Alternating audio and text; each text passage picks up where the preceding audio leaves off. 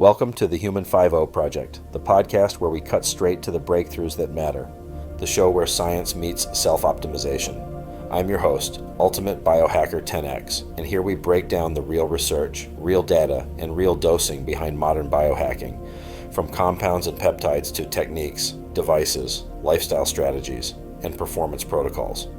Most people jump in and jump out before they get the gold, so we're keeping it tight and delivering the essential insights you need without the fluff. If you've taken the time to hit play, we'll make sure you walk away with valuable knowledge that can transform your approach to longevity, health optimization, and beyond. Your smartwatch says VO2 max 42, sleep 78, HRV 62. Cool. But what do those digits actually mean, beyond how often you hit close rings? Are they real predictors of longevity? Or are they just fancy guilt trips with a charging cable? Today we break open the 3 killer metrics your watch spits out every day, what each one measures, how accurate they really are, and what the numbers predict for health span and lifespan, and dead simple ways to move the needle without obsessing. No fluff, just data you can act on. Let's roll. Welcome back to the Human 5.0 Project. This is Ultimate Biohacker 10X on the mic. Straight facts, zero filler. Quick disclaimer, these numbers are signals, not sentences. If your HRV crashes hard for days, your sleep tanks for weeks, or you have symptoms like chest pain, dizziness, palpitations, or severe fatigue, that's clinician territory. We are using wearables as trend tools, not crystal balls. Cool? Okay, let's move. Let's start with the heavyweight, VO2 max. I'm sure you all remember athletes being on treadmills with an oxygen mask on, having a bunch of things read on a computer. Well, what does it test? VO2 max is how much oxygen your body can use when you're pushing hard. Technically, milliliters of oxygen per kilogram per minute at near max effort. This is not a runner-only metric. This is whole body performance. Heart, lungs, blood, mitochondria, muscle efficiency, all in one number. Wearable accuracy? Here's the reality check. Your watch isn't doing a true lab VO2 max test. It's estimating it using heart rate, data, pace, power, and internal algorithms. If your watch fits well and you do steady outdoor workouts, the estimate can be useful, especially for your trend over time. But don't treat the single number like gospel. Treat it like a dashboard gauge. Why it matters? Cardiorespiratory fitness is one of the strongest predictors we have for long-term health outcomes. Not vibes, just data. Translation, higher fitness correlates with lower risk. Lower fitness correlates with higher risk. That's why I call VO2 max the longevity engine. What the ranges feel like, roughly? Low 20s, you're running on a weak engine. 30s, functional but not protected. 40s, solid.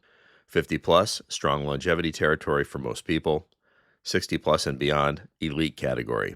Again, age and sex matter. Don't compare across people, compare across you. Predictive value? Well, large-scale studies show every 1 MET increase, which is roughly 3.5 milliliters per kilogram per minute, reduces all-cause mortality risk by 13 to 15%. Higher VO2 max is linked to lower cardiovascular disease, mobility issues, and even cognitive decline risks. For example, values above 50 milliliters per kilogram per minute put you in a low-risk quartile for heart disease and all-cause death. Below 25? Yep, higher odds of early mortality from cardiovascular disease or stroke. So how do you move your VO2 max without living on a treadmill? Well, here's what actually works.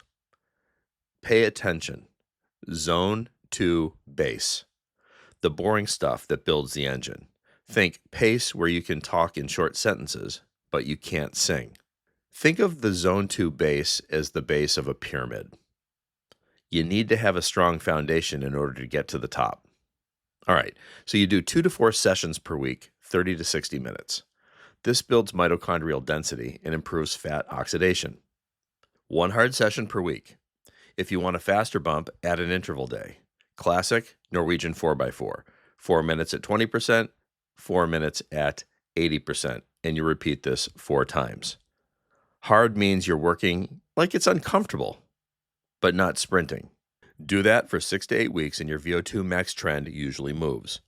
Strength, twice a week. Stronger legs and trunk improve mechanical efficiency and reduce the cost of movement. 2 days a week, squats, hinges, pushes, pulls.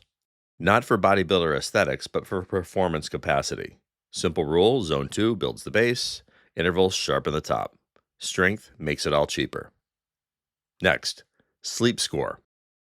All right, here's what it tests. Most wearables generate a score from 0 to 100 using some combination of total sleep time, sleep stages like deep and REM and light sleep, awakenings, sleep efficiency, sometimes temperature, heart rate, respiratory rate, etc.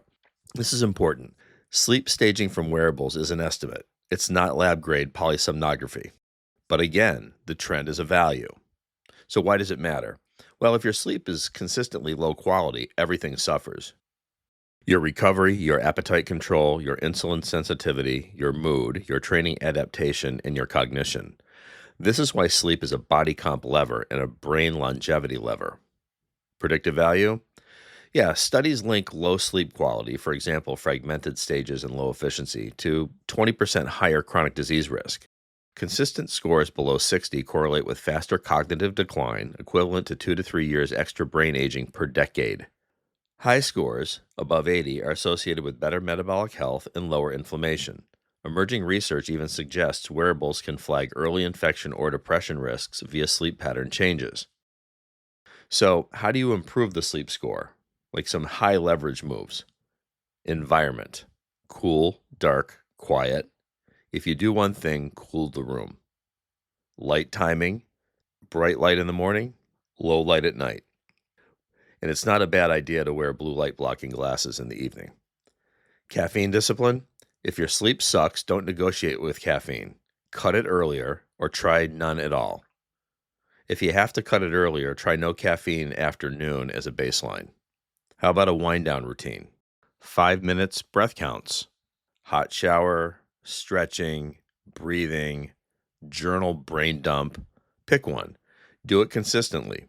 Consistency beats hacks. Same wake time most days, that's always better. Circadian alignment. That alone can level up your deep sleep.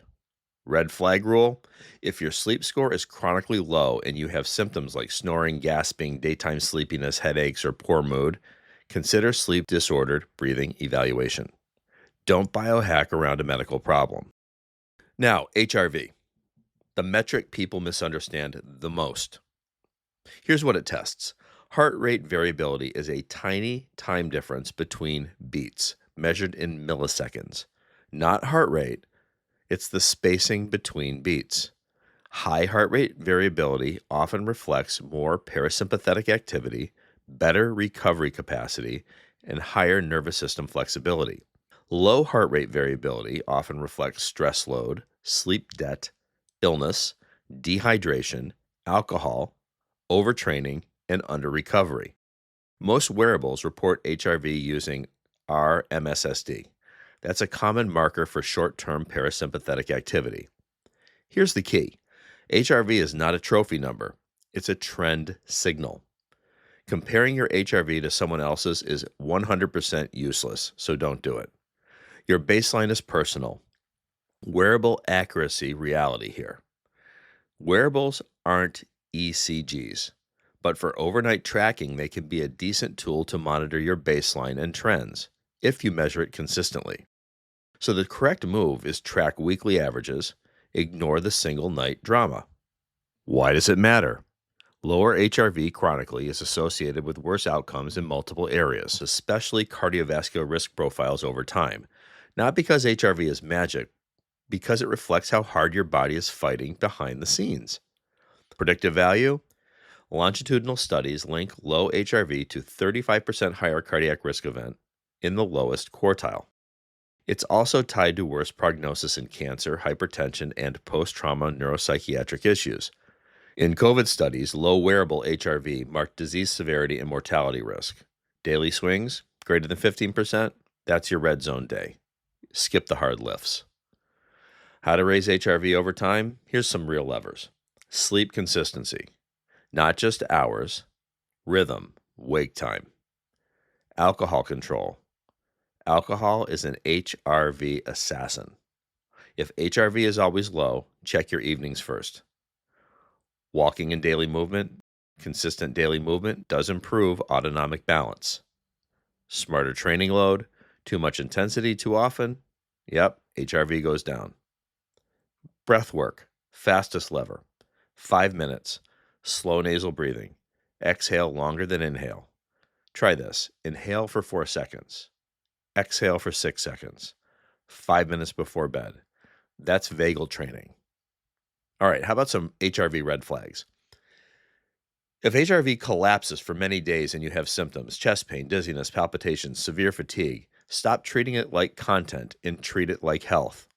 That's a signal that you need to go see your clinician. Bottom line, VO2 max is your longevity engine. Sleep score protects cognition and metabolism. HRV is your daily stress thermometer. Train the first, protect the second, listen to the third. Numbers become leverage. Smash subscribe. Stay sharp, stay skeptical, stay rested. This is Ultimate Biohacker 10X, and I'm out. Thanks for listening to the Human 5.0 Project. If you found value in today's episode, share it with someone who's ready to elevate their biology. Make sure to follow the show for weekly deep dives into peptides, protocols, devices, lifestyle strategies, and the science of high-performance longevity. Until next time, stay curious, stay optimized, and stay 10X.